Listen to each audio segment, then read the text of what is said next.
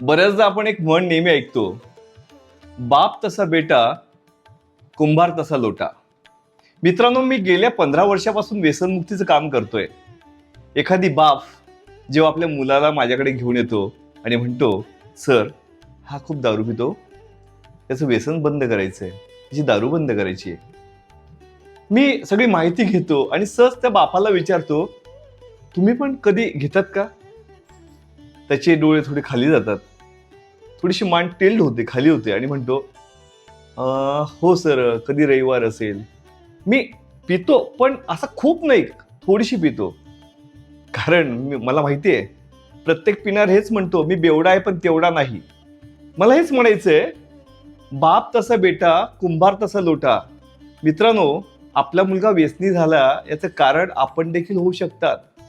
म्हणून जर आपला मुलगा व्यसनी होऊ नये असं आपल्याला वाटतं, तर आपण आधी बदला, आधी आपण आपली व्यसनं सोडा.